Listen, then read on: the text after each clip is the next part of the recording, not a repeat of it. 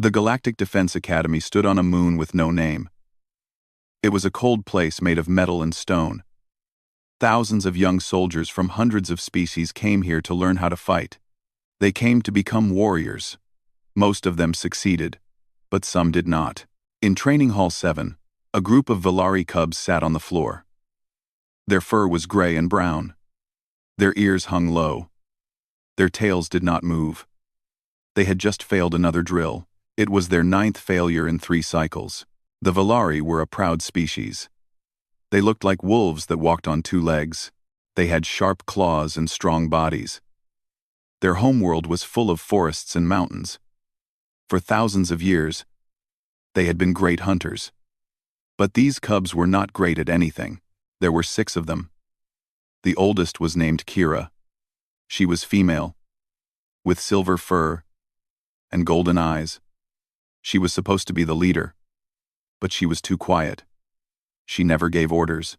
She just watched and worried. Next to her sat Bora, a male with dark brown fur. He was the biggest of the group, but he was also the most afraid. Every time there was danger in a drill, he froze.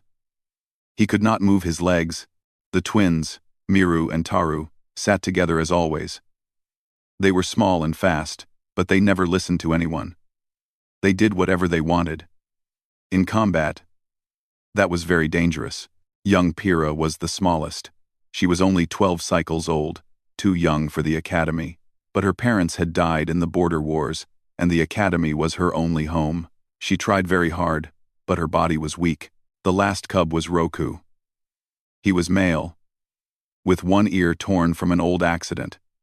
He was angry all the time. He fought with his teammates more than he fought the enemy.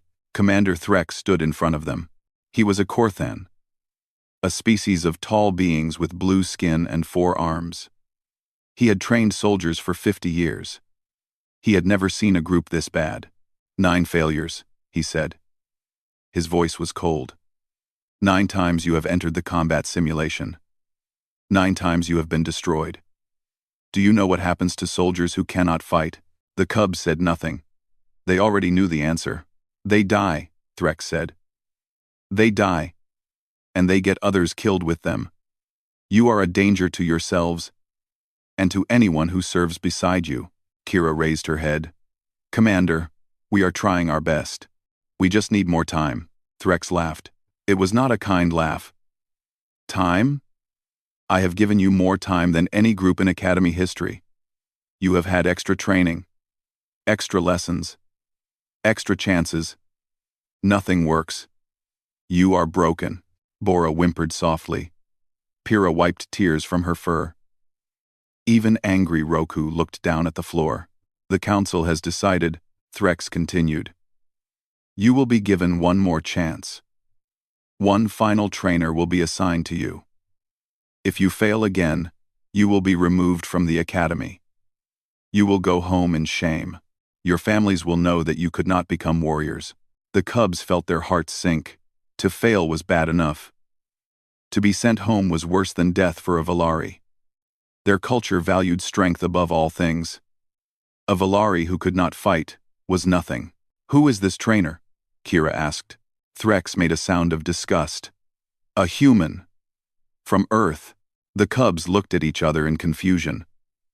Humans were strange creatures. They had no claws, no fangs, no fur. They were soft and weak. Their bodies broke easily. Most species in the galaxy did not understand why humans were even allowed in the Defense Academy. A human will train us? Roku said. That is an insult. Humans cannot even hunt. They buy their meat from stores. Watch your tongue, Threx said. The council has made this decision. The human will arrive tomorrow. You will obey her commands. You will follow her training. And you will succeed, or you will leave. He turned and walked out of the hall. The door closed behind him with a heavy sound. The cubs sat in silence for a long time. Finally, Miru spoke. A human, she said. What can a human teach us about fighting? Nothing, Taru answered. This is a joke. They want us to fail. Maybe not, Kira said softly. Maybe there is a reason. What reason? Roku growled. Humans are weak. Everyone knows this. They came to space only 100 years ago. We have been warriors for 10,000 years, and yet we are the ones who keep failing, Kira said. The others fell silent. It was true. All their Valari pride and history meant nothing if they could not pass a simple combat drill. What do we do? Pyrrha asked in her small voice. Kira thought for a moment. We give this human a chance. What else can we do? If we refuse, they will send us home anyway. At least this way, we can try. I do not like it, Bora said.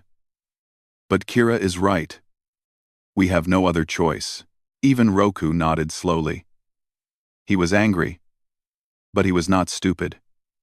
Being trained by a human was shameful. Being sent home was worse. That night, the cubs slept badly. They dreamed of failure. They dreamed of their families turning away from them. They dreamed of a life without honor. The next morning, they gathered in Training Hall 7 again. They waited for the human to arrive. They expected someone strange, someone weak, someone who did not belong in a place like this. The door opened. A woman walked in. She was shorter than any of the cubs. Her skin was light brown. Her hair was black and cut short. Her eyes were dark and calm. She wore the simple uniform of an academy trainer. On her chest was a name badge that said, Yuna. She looked at the cubs. They looked at her. For a long moment, nobody spoke. Then Yuna smiled. It was a warm smile. The kind that made you feel like everything would be okay. Hello, she said. My name is Yuna. I am from Earth. I have read your files. I have watched your training recordings. I know you have failed many times. The cubs expected her to lecture them like Threx did.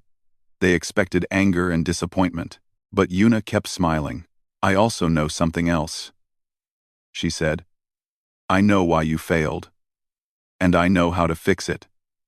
The question is simple. Do you want to be warriors? I. 6 voices answered as one. Yes, Yuna nodded. Good. Then forget everything you have learned. From today, we start again. We do things my way. And my way is very different from what you know. She looked at each of them, one by one. Her eyes were kind, but serious. Trust me, she said. Give me 1 week. Just 1 week. And I will turn you into legends. The cubs did not believe her. How could they? She was just a small human woman with no claws and no fangs. But somewhere deep inside, they felt something they had not felt in a long time. Hope. The first day of training did not go as the cubs expected. They thought Yuna would take them to the combat simulator. They thought she would make them fight holograms and robots like all the other trainers did. Instead, she took them outside. The moon where the academy stood had no forests, no rivers, no life at all. It was just gray rock and dust under a purple sky. The air was thin and cold. The cubs shivered in their fur. Why are we here? Roku asked. His voice was annoyed. There is nothing outside. All the training equipment is inside. Yuna did not answer. She walked ahead, her small human feet leaving marks in the dust. The cubs followed because they had no choice. After 10 minutes of walking, Yuna stopped. She turned to face them. Sit down, she said. The cubs sat in a circle. The cold ground bit at their legs. They waited for instructions. Tell me about your home world, Yuna said. The cubs looked at each other in confusion. What did their home world have to do with combat training? Our home world? Kira asked. Yes. Tell me about it. What is it like? Kira thought for a moment. It is called Valar Prime. It is a forest world. The trees are tall. Taller than this academy. The rivers are clean and full of fish. There are mountains with snow on top. And how did your ancestors live there? They were hunters, Bora said. Great hunters. They hunted in packs. They worked together to bring down animals much bigger than themselves. Packs, Yuna repeated. Tell me more about these packs, Miru spoke up. A pack is a family, not just blood family, but chosen family. Every Valari belongs to a pack. The pack eats together, sleeps together, hunts together. A Valari alone is weak. A pack together is strong. And in these packs, Yuna said slowly, did each Valari fight alone? Did they attack the prey one at a time? No, Taru said. That would be stupid. One Valari cannot bring down a great beast. They had to work together. Some would circle around. Some would make noise to scare the prey. Some would wait and attack when the prey was tired. Every member had a role, Kira added. The fast ones chased. The strong ones held. The smart ones planned. That is how Valari hunted for 10,000 years. Yuna smiled. And yet, in your combat drills, how do you fight? The cubs fell silent.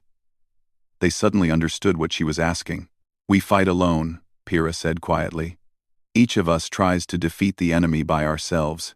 Why? Because that is how the academy teaches us, Roku said. They put us in the simulator and tell us to destroy the targets. They grade us on individual performance. They say we must prove ourselves alone before we can fight together. Yuna shook her head. And there is your problem. They are teaching you to be something you are not. They are teaching you to be lone warriors. But Valari are not lone warriors. You are pack hunters. When they force you to fight alone, they take away your greatest strength. The cubs stared at her. It was so simple. So obvious. Why had no one seen it before? The academy method works for many species, Yuna continued. Korthans fight alone because they have 4 arms and do not need help. Traxi fight alone because their bodies regenerate, and they do not fear wounds. But you are Valari. You were born to fight together. When you fight alone, you fight against your own nature. But the drills require individual scores, Kira said. How can we change that? You cannot change the drills, Yuna said. But you can change how you approach them. The instructors see 6 separate soldiers. I see 1 pack. We will train as a pack. We will think as a pack. And when you enter that simulator, you will fight as a pack. She stood up and brushed the dust from her uniform. Now, let us begin. First exercise, trust. She pointed at Bora, the biggest of the cubs. You. Stand here. Bora stood where she pointed. His legs were shaking. He always shook when he was nervous. Now, Yuna said to Pyrrha. You stand behind him. When I give the signal, Bora will fall backward. You will catch him. Bora's eyes went wide. What? I am 3 times her size. She cannot catch me. She will not catch you alone. Everyone else, stand behind Pyrrha. When Bora falls, you all catch him together. The cubs arranged themselves as Yuna instructed. Pyrrha stood directly behind Bora. The others stood behind her, ready to help. Bora, Yuna said, close your eyes. Fall backward. Trust your pack to catch you. Bora did not move. His whole body was stiff with fear. I cannot, he whispered. What if they miss? What if I hit the ground? Then you will learn that falling is not the end of the world, Yuna said. But I do not think you will fall. Your pack is behind you. They will not let you hit the ground. Bora closed his eyes. His breath was fast and shallow. He leaned backward, just a little, then a little more, and then he fell. For one terrible moment, he felt nothing but air beneath him. His body wanted to twist, to catch himself, to do anything but trust someone else with his safety. But then he felt hands, many hands, grabbing his shoulders, his back, his legs, holding him up, stopping his fall. He opened his eyes. He was looking up at the purple sky. His packmates were all around him, holding him safe. We have you, Kira said. Bora felt something wet on his face. He was crying. He did not know why. The exercise was so simple, but somehow it mattered more than any combat drill he had ever done. Good, Yuna said. Now everyone takes a turn. Every member of the pack must learn to fall. Every member must learn to catch. They did the exercise again and again. Roku was the hardest to convince. He did not want to show weakness. He did not want to depend on anyone. But eventually, even he closed his eyes and fell backward. and his pack caught him. When they finished, Yuna made them sit again. "What did you learn?" she asked. "That we can trust each other," Miru said. "That we are stronger together," Taru added. "That falling is not failing," Bora said quietly. "Falling is just the start of something new," Yuna nodded. "Tomorrow, we learn to run together. The day after, we learn to fight together. Every day, we build the pack stronger. By the end of the week, you will move like one creature with 6 bodies. You will think like one mind with 6 parts. And when you enter that simulator, the enemy will not see 6 scared cubs. They will see a pack of hunters. And they will be afraid." The cubs looked at each other. For the first time in many cycles, they did not see teammates they resented. They did not see rivals competing for the same grades. They saw pack. They saw family. Little Pyrrha took Bora's big hand in her small one. Bora did not pull away. "I think I understand now," Kira said to Yuna. "You are not teaching us to fight. You are teaching us to be Valari again." Yuna smiled that warm smile of hers. "Yes," she said. "That is exactly what I am doing. Now come. It is cold out here. And you all need dinner. Tomorrow, the real work begins." They walked back to the academy together. Not as 6 separate cubs walking in the same direction, but as a pack, moving as one. Somewhere in the shadows, Commander Threx watched them go. His blue face showed no expression. But inside, he was curious. What was this strange human doing, and could it possibly work? He did not believe it would. But he had been wrong before. The second day was harder than the first. Yuna woke the cubs before sunrise. She made them run together around the academy building. Not fast, but steady. And they had to stay together. If one person fell behind, everyone went back for them. At first, the twins ran ahead. They were fast and wanted to show off, but Yuna stopped them. "A pack does not leave its members behind," she said. "Run with Pyrrha, match her speed." "But she is slow," Miru complained. "We will never finish if we match her speed." "Then help her be faster. Run beside her. Give her words of support. Let her know she is not alone." A tired Valari with a pack behind her can run twice as far as a fresh Valari who runs alone. The twins did not believe her. But they did as she said. They ran beside Pyrrha, one on each side. They told her she was doing well. They told her she was strong, and something strange happened. Pyrrha ran faster. Not because her legs grew stronger, but because her heart did. She was not running alone anymore. She was running with her pack. By the end of the week, they could run 10 circles around the academy without anyone falling behind. Pyrrha was still the slowest, but she was not slow anymore. The third day, Yuna taught them to communicate. "In combat, you cannot stop to have a conversation," she said. "You need to share information fast.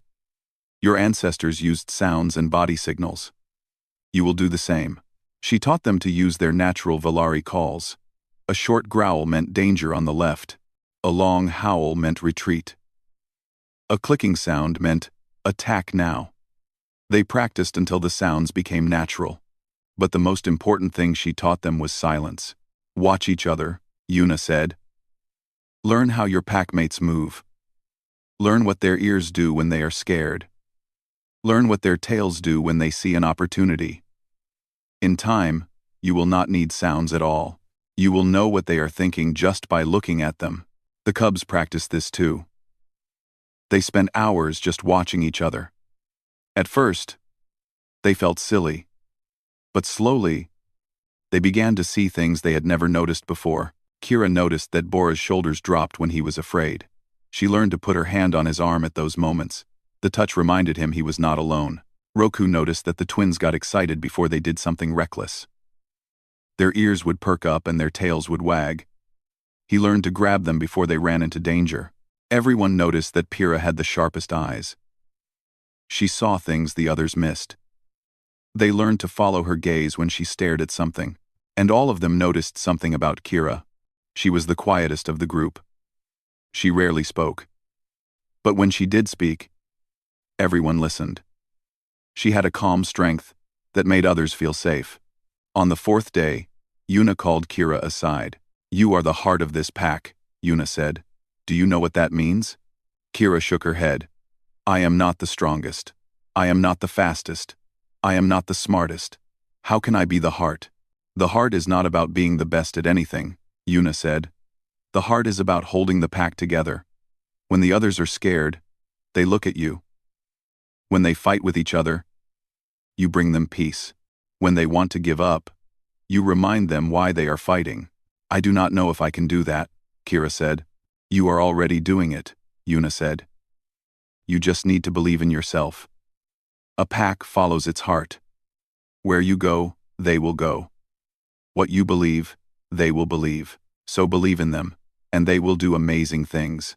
That night, the cubs sat together in their sleeping room. They talked about their homes, their families, their dreams. They had lived together for months, but this was the first time they really knew each other. Bora told them about his little sister back home. She was sick, and he wanted to become a soldier so he could pay for her medicine. That was why he was so afraid of failure. He was not afraid for himself. He was afraid for her. The twins told them about their mother, who was a famous hunter before she lost her leg in an accident. She told them they could be great too, if they worked together. They had been trying to prove her right ever since. Roku told them why he was so angry. His father had called him weak and useless his whole life. He came to the academy to prove his father wrong. But every time he failed, he heard his father's voice in his head, telling him he would never be good enough. Little Pyrrha told them about the day her parents died. Enemy ships had attacked their transport. Her parents put her in an escape pod and pushed her out just before the explosion. She survived. They did not. She came to the academy because fighting was the only way she knew to honor them. And Kira told them about her grandmother, the last of the old pack leaders. Before she died, she told Kira that the old ways were being forgotten. She made Kira promise to keep them alive. Kira had been trying to keep that promise, but she did not know how until now. When they finished talking, the room was quiet. They had shared their deepest wounds with each other. They had made themselves weak in front of their packmates, but they did not feel weak. They felt strong. Stronger than they had ever felt before. "We are pack now," Kira said. "Not just because we train together, but because we know each other's hearts. We carry each other's pain, and we will fight for each other's dreams." The others nodded. Even Roku, who never agreed with anyone. The fifth day, Yuna taught them combat formations. But they were not the formations the Academy used. They were old Valari hunting formations, the kind their ancestors had used for thousands of years. "How do you know these?" Kira asked. "You are human. You never lived on Velar Prime." Yuna smiled. "I spent 3 years studying your people. I read your history. I learned your old stories. I watched recordings of the great pack hunts from 1,000 years ago. Your people have forgotten these things, but I remembered them for you." The cubs were amazed. This small human woman had worked so hard just to understand them. No one had ever done that before. The Academy just expected them to learn the standard methods. No one asked what methods might work best for Valari. They practiced the old formations all day. The diamond formation for attacking. The circle formation for defending. The scatter formation for confusing the enemy. Each formation had a role for every pack member. Bora was the shield. His big body protected the others from danger. The twins were the fangs. Their speed let them strike fast and retreat before the enemy could respond. Roku was the claw. His anger became focused power, directed at the enemy instead of his packmates. Pyrrha was the eyes. She stayed back and watched everything, calling out warnings and opportunities. And Kira was the heart. She stood in the center, keeping everyone connected, making sure no one was left alone. When they moved together, they moved like water. Smooth. Fast. Powerful. Anyone watching would not see 6 scared cubs anymore. They would see one perfect hunter with 6 parts. The 6th day was rest. Yuna made them do nothing but eat and sleep. They needed their strength for what was coming. On the 7th day, Yuna gathered them one last time. Tomorrow is the final test, she said. You will enter the combat simulator. You will face the hardest drill the Academy has ever created. Many groups have tried. All of them have failed. The cubs felt their old fear trying to come back. But it was different now. They were not alone with their fear. They were together. Do not think about passing or failing, Yuna said.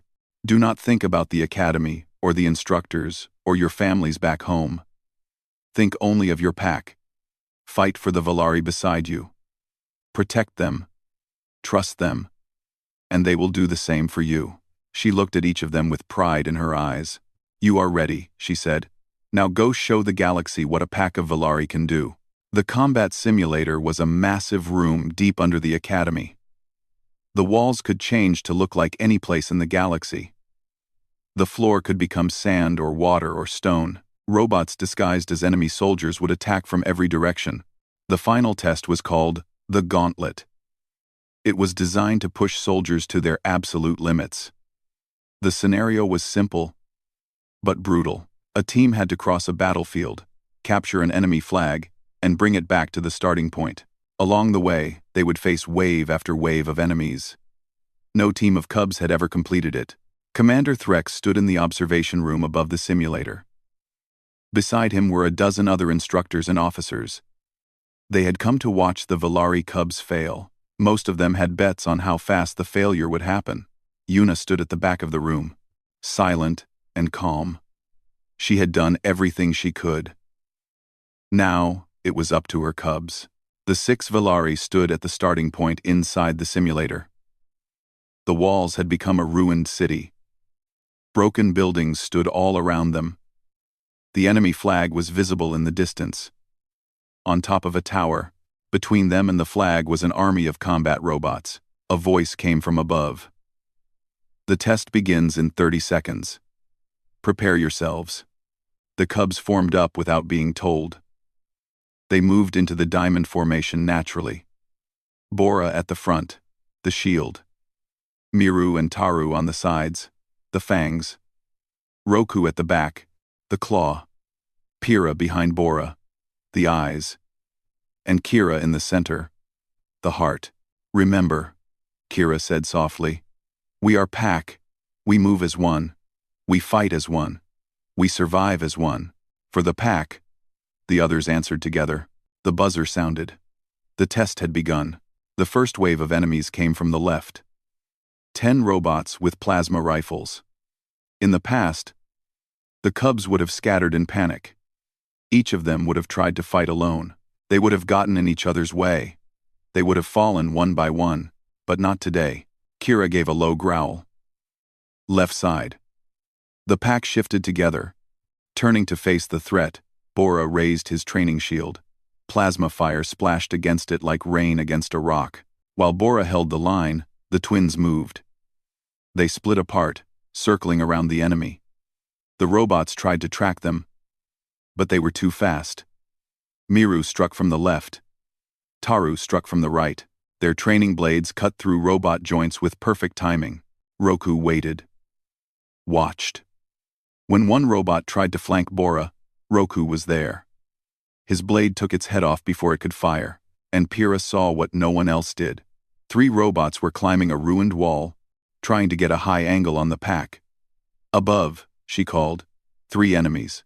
Kira made a decision in half a second. Twins, up. Roku, cover. Miru and Taru changed direction instantly.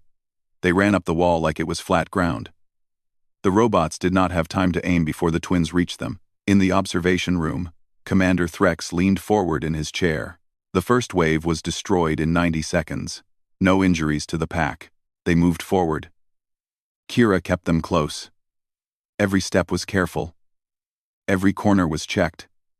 They moved through the ruined city like ghosts. The second wave was harder.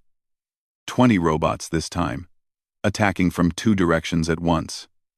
In the past, this would have broken the cubs. They would have been overwhelmed. They would have panicked. But Kira kept them together. She shifted the formation, pulling into a circle with everyone facing outward. No blind spots, no weak points. Hold, she said. Let them come to us. The robots charged. The pack held firm. Bora blocked. The twins struck. Roku cut down anything that got too close.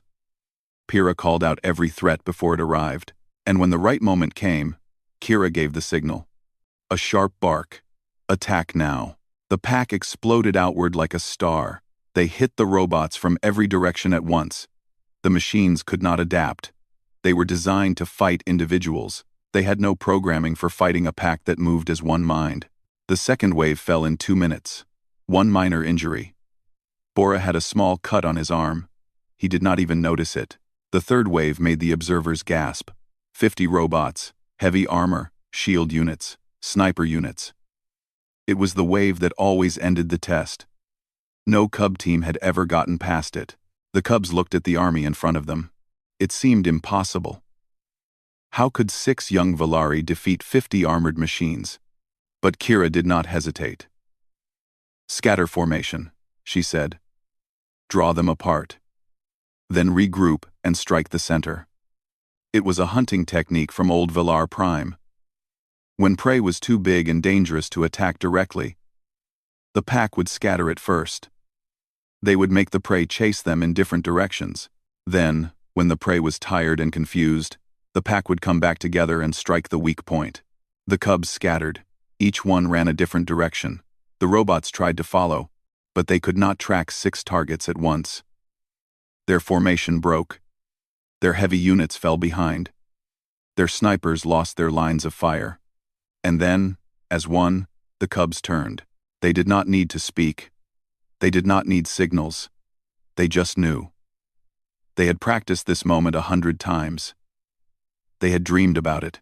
6 Valari hit the center of the robot army at the same moment. They cut through the machines like a blade through water. Metal bodies fell. Sparks flew. The air filled with the sound of combat. In the observation room, the instructors were standing now. No one was making jokes. No one was checking their bets.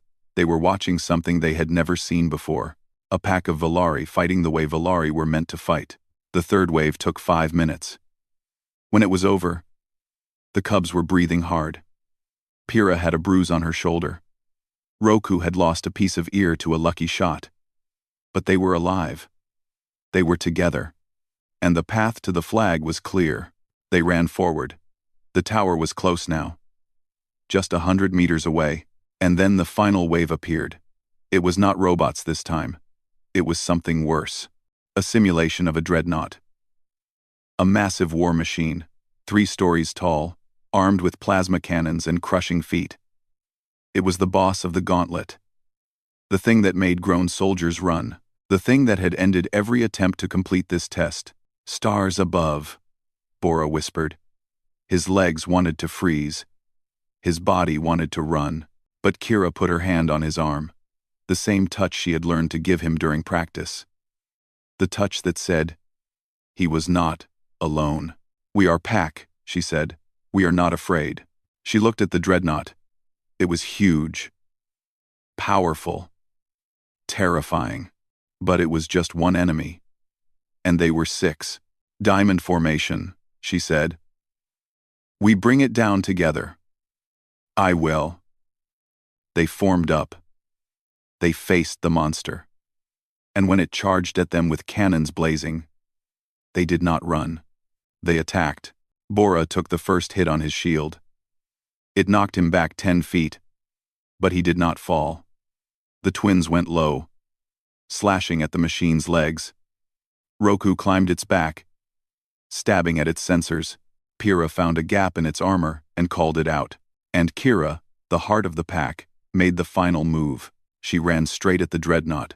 It raised a massive foot to crush her. She did not stop. She did not slow down. At the last second, she jumped. Her body flew through the gap in its armor. Her blade found the power core inside. The dreadnought froze. Its lights went dark. It fell forward and crashed into the ground, shaking the whole simulator. Silence filled the room. Then Kira climbed out of the ruined machine, grabbed the flag from the tower, and ran back to the starting point with her pack behind her. The test was over. In the observation room, the score appeared on the screen. It was the highest score in Academy history. Not just for Cubs, For any team that had ever attempted the gauntlet, Commander Threx turned to look at Yuna. His forearms hung at his sides. His blue face showed an expression no one had ever seen on him before: surprise and respect. The cubs stood in the hallway outside the simulator. Their bodies ached. Their fur was covered in dust and machine oil. But they were smiling. All 6 of them were smiling so hard it hurt. "We did it," Pyrrha kept saying. "We really did it." Bora picked her up and put her on his shoulders. "You did it, Little Eyes.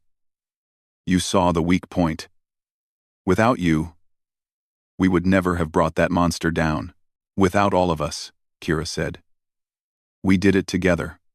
That is the only way we could have done it." Roku stood apart from the group, his arms crossed. But there were tears in his eyes. He was trying very hard not to let anyone see them. "Roku," Miru said, "are you crying?" "No," he growled. "There is dust in my eyes." "There is no dust in here," Taru said. "Then there is something wrong with my eyes. Leave me alone." But the twins did not leave him alone. They went to him and put their arms around him. Roku tried to push them away, but not very hard. After a moment, he stopped trying. "My father was wrong," he said quietly. "I am not useless." "You are our claw," Kira said. "You protected us when we needed protection. You are the furthest thing from useless." The door to the observation room opened. Commander Threx walked out. The cubs straightened up immediately. Old habits were hard to break. Threx had been their enemy for so long, they expected him to find some way to dismiss their victory. But Threx did something none of them expected. He walked up to Kira and bowed his head. It was a gesture of respect that Korthans only gave to warriors they admired. "I was wrong about you," he said. His voice was thick, like the words were hard for him to say. "I was wrong about all of you. I thought you were broken. I thought you could not be soldiers. But I was blind. You were never broken. You were just being taught the wrong way." He straightened up and looked at all of them. "What you did in there was remarkable. I have trained soldiers for 50 years. I have never seen anything like that. The way you moved, the way you fought, the way you trusted each other completely. It was beautiful. It was art."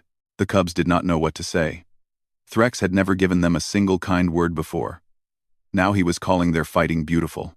"The Academy teaches one method," Threx continued. "We believe that method works for everyone. But we are wrong. Different species have different strengths. We should be building on those strengths, not ignoring them. You have taught me that today." He turned to Yuna, who had just walked out of the observation room.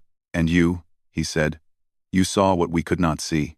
You understood these cubs better in 1 week than we understood them in 3 cycles. I do not know how you did it, but I am grateful." Yuna smiled her warm smile. "I just listened. I watched. And I remembered that every species has its own way of being strong. The Academy's methods are good, but they are not perfect for everyone. These cubs needed to be Velari, not copies of Korthans or Traxi. You make it sound simple. It is simple. We just forget to keep it simple." The other instructors and officers came out of the observation room. Many of them looked embarrassed. They had come to watch a failure. Instead, they had witnessed something historic. One of the officers, a tall female with golden skin, approached Yuna. "I am Admiral Hana of the Academy Council," she said. "That was the most impressive thing I have seen in 20 years of service. The Council would like to offer you a permanent position here. You would be in charge of developing new training methods for pack species. Velari, Canari, Thrumari, any species that works better in groups." Yuna's eyes went wide. "A permanent position? I was just a temporary trainer. I never expected anything like this." "You have earned it," Admiral Hana said. "What you did with these cubs in 1 week would take most trainers years to achieve. We need someone like you. The galaxy needs someone like you." Yuna looked at the cubs. They were watching her with hope in their eyes. "Pack Mother," Kira said. "That is what you are to us now. Please stay. Please help others like you helped us." Yuna laughed. It was a happy laugh, full of joy. Pack Mother? Is that my new title? It is the highest honor in Valari culture, Kira said. The mother of a pack is the one who holds everyone together. The one who makes a family out of strangers. You did that for us. You gave us back our identity. You saved us. Yuna felt tears forming in her own eyes now. She had come here to do a job. She had never expected to find a family. Yes, she said. I will stay. I will help as many packs as I can. And I will never forget you. My first pack. My first cubs. The graduation ceremony was held 3 days later. It was a small event, just for the cubs and their teachers. But it felt bigger than any ceremony the Academy had ever held. The 6 Valari stood on the stage. They wore the uniform of Academy graduates, with the badge of the Defense Forces on their chests. They were no longer cubs. They were soldiers, but more than that, they were pack. Commander Threx gave the graduation speech. He talked about courage and persistence, and working together. He talked about the importance of understanding different species and different methods. He talked about the future of the Academy and how it would change because of what these cubs had shown everyone. Then Admiral Hana came forward with a special announcement. These 6 soldiers will be the first official pack squad in the Galactic Defense Force, she said. They will serve together as one unit. They will be deployed together. They will fight together. And their methods will be studied and taught to other Valari soldiers across the galaxy. The cubs looked at each other.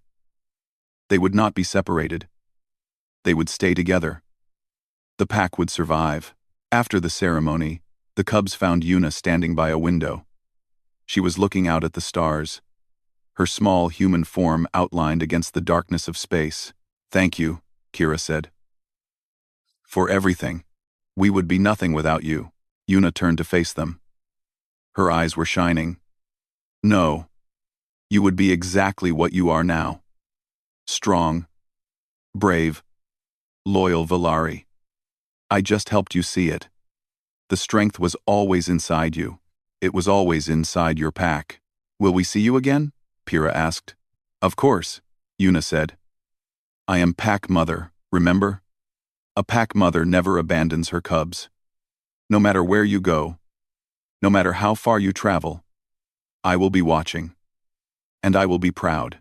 They came together for one last group embrace, 6 Valari and one small human woman, different species, different worlds, different bodies, but one pack. Years later, stories would be told about them. The cubs who failed every drill. The human who taught them to be wolves again. The first pack squad that changed the way the galaxy trained its soldiers. Those stories would spread to every corner of known space. Young Valari would hear them and dream of forming their own packs. Instructors would study Yuna's methods and learn to see each species for what it truly was. And somewhere in the academy, in a small office with a window facing the stars, Pack Mother Yuna would smile. She would remember 6 scared cubs sitting on a cold floor, their ears down and their tails still. She would remember how they stood up, how they learned to trust, how they learned to fight, how they became legends.